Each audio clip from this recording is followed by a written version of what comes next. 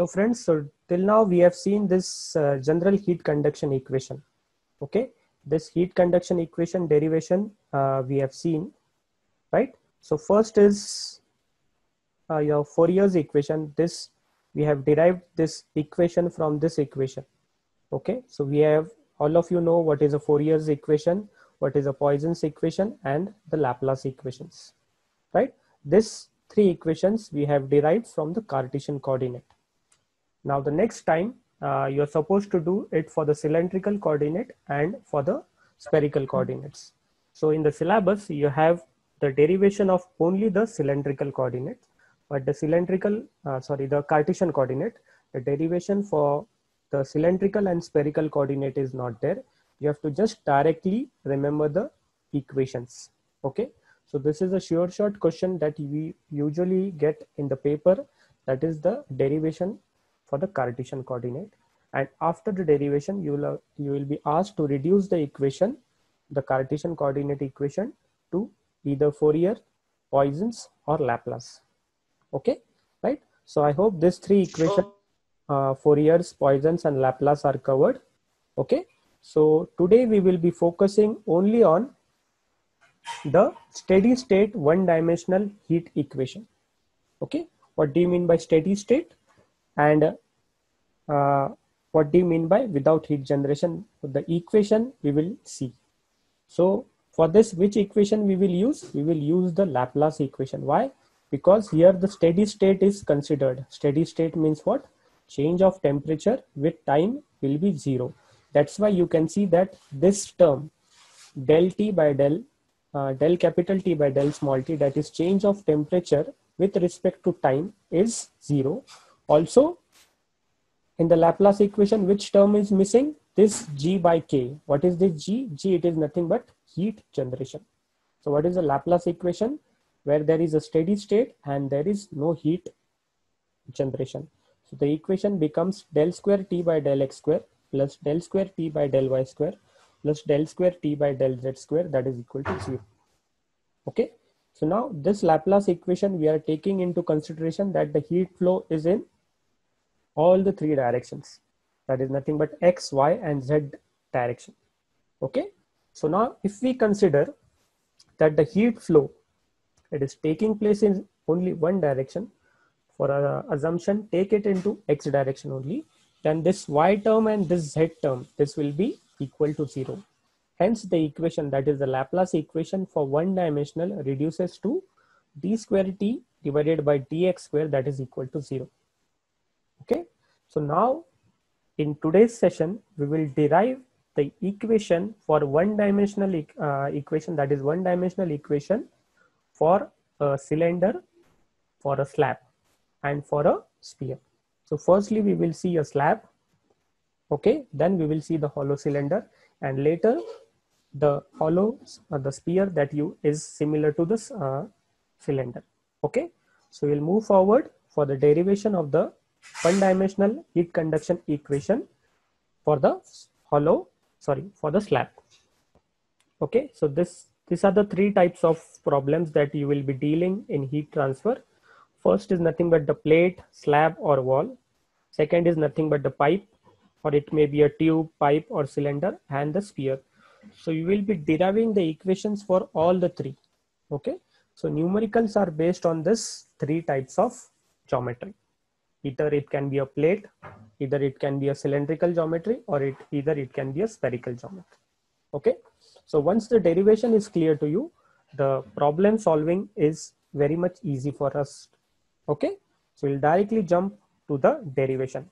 The derivation of if the derivation of the wall is clear to you, the similar is the derivation of cylinder. Okay, so we'll move forward with the general heat conduction equation. Okay, this all has been covered. So one-dimensional steady state heat conduction through a plane wall. Okay, now consider this as a plane wall. Okay, this is the plane wall. Okay, one side of the plane wall, it is maintained at a temperature of T1. Other side, it is maintained at a temperature T2. Okay, so if you consider this side, that is X is equal to 0, temperature is T1. At X is equal to delta X, this is the thickness of the slab. So at x is equal to delta x, what is the temperature on the other face? T2. So the thickness is delta x and the thermal conductivity is K. Okay, so this is what is given here itself, right? So now we have seen the one-dimensional heat conduction equation. One-dimensional heat conduction equation for a plane wall. So what is the formula for a rectangular coordinate? This formula we have seen, d square t by dx square, that is equal to 0, right? So this formula we have seen over here. I will just scroll it down. Okay, here you can see. Okay, d square t by dx square, one dimensional. Rest this y term and z term will be equal to 0. Okay, now what we will be doing? Okay, we are supposed to derive the equation. So steady state one dimensional heat conduction equation will be, so here what we are considering, that the heat is flowing in only x direction. We are not taking into consideration what is the heat flowing in the y and what is the heat flowing in the z direction. Okay, so what we are doing now here, we are integrating the above equation d square t by dx square twice. Okay, we are doing the double integration. So first integration, okay, after doing the integration we get dt by dx, that is equal to c1. Okay, again integrating the equation number 1, we get t is equal to c1x plus c2, right? So after integrating this equation, we get this two equation, equation number 1 and equation number 2, right? What is this equation number 1? Equation number 1, it is nothing but dt by dx. What is this? This is the slope. Okay, change of temperature with respect to this width. Okay, so this is dt by dx, that is equal to slope of the temperature. And what is this? T is equal to c1x plus c2. This is the temperature profile. Now this is the linear equation. What do you mean by linear equation? Linear equation means when you join a 2 point, you will get a straight line. And this is the equation of this straight line. Okay, it is usually called as a linear equation. The formula is T is equal to C1x plus C2. Here I can show you this.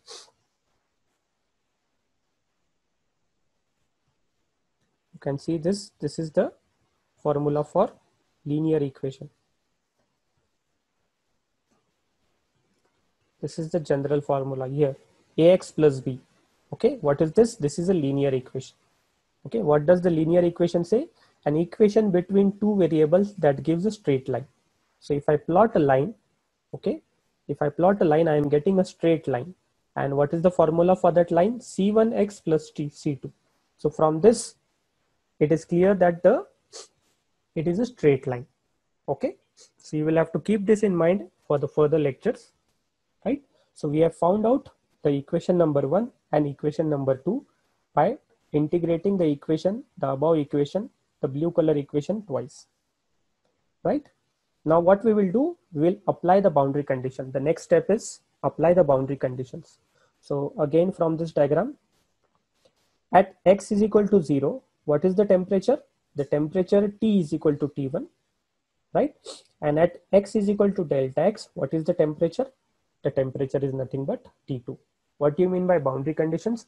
Boundary conditions means the conditions which are existing at the boundary or at the outlet, at a specific boundary. Now this is the specific boundary. So the temperature over here, it is T1, and the temperature here over x is equal to delta x is T2. Now what we will do, we will substitute this T is equal to T1 and T is equal to T2 in the above equation. So applying the boundary condition 1, what is the boundary condition number 1? At x is equal to 0, T is equal to T1. So we'll put this value x is equal to 0 in this equation. T is equal to C1x plus C2. So what you will get, instead of T, you will write it T1, C1x, that is automatically it becomes 0. So C2 is equal to T1. Okay, so you have got the value of C2 now. Now again, applying the boundary condition number 2 and substituting it in equation number 2 again. So you will get the value of T2. Sorry, you will get the value of C2. Okay, what is the value? Sorry, the value of C1. What is the value? C1 is equal to T2 minus T1 divided by delta X, right? So what was the first step that we have done? We have integrated the equation, one dimensional equation twice.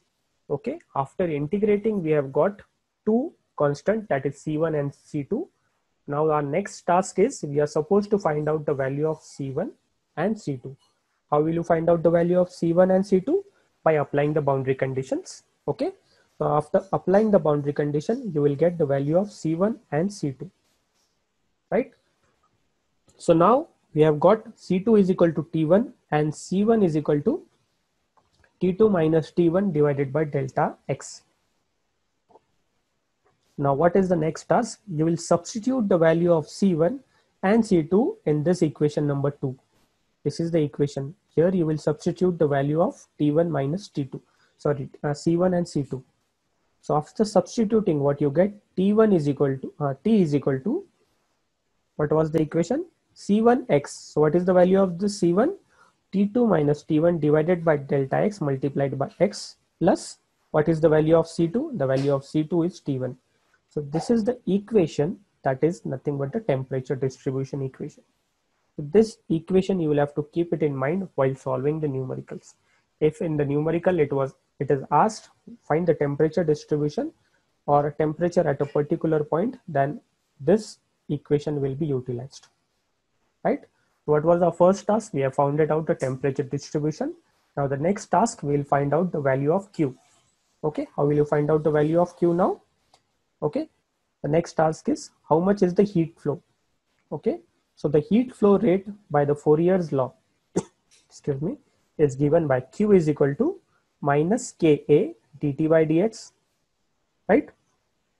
Now all of you know what is dt by dx. Okay, I will just scroll it down. Here we have found out from equation number 1, what is this dt by dx? Dt by dx is nothing but C1. Okay, so what I will do now, instead of dt by dx, I will put C1. Okay, so that is equal to, and what is this dt? After all, dt is nothing but the temperature difference, T2 minus T1 divided by delta X. So here I will put the sign Q is equal to Ka. Okay, I am changing the minus sign by keeping this T1 minus T2, that is instead of delta T I am writing this, and instead of dx I am writing delta X. Okay, so now what I am doing here now, I am rearranging this delta T and this delta X I am keeping it same, and this Ka I am writing it in the denominator. So what I am getting this term delta X divided by K. What is this? This is nothing but the thermal resistance. Okay, you have studied this. What do you mean by thermal resistance? Thermal resistance means what? When the heat is flowing from this point, point number 1 to point number 2, the resistance which is offered by this slab is given by this thermal resistance. So what is the formula for thermal resistance in case of slab? Delta X divided by Ka. We have studied this in electrical analogy while taking into consideration a plane wall. Okay, so this is our conduction. Okay, this is conduction. This is a solid. Hence, how the heat will flow? The heat will flow through conduction. And what is the thermal resistance for conduction? Delta X divided by Ka for a slab. So the formula becomes like this. Q is equal to minus Ka dt by dx, and R conduction, that is Q is equal to delta T upon R, and what is R? Delta X divided by Ka. Okay, so I hope this derivation is very clear. I will again just brief you out how we have done it. We have taken this one dimensional equation, okay, d square T by Tx square. Next, what we have done, we have integrated this equation twice. After integrating, we have got two unknowns, that is C1 and C2, that are constant. Then we have applied the boundary conditions. Why we are applying the boundary conditions? Because we are interested in finding the value of C1 and C2. After we have found out the value of C1 and C2, what we will do, we will substitute this value in equation number 2, and we will get a equation in terms of T. And what is this T? It will give you the temperature distribution. And then we have found out the heat flow. Okay, and the answer for the heat flow or the equation is Q is equal to delta T upon R. this equation we have already derived. Okay, I think it is very simple to understand. Okay, are you having any doubt so that you can ask me? Yes, anybody is having any doubt?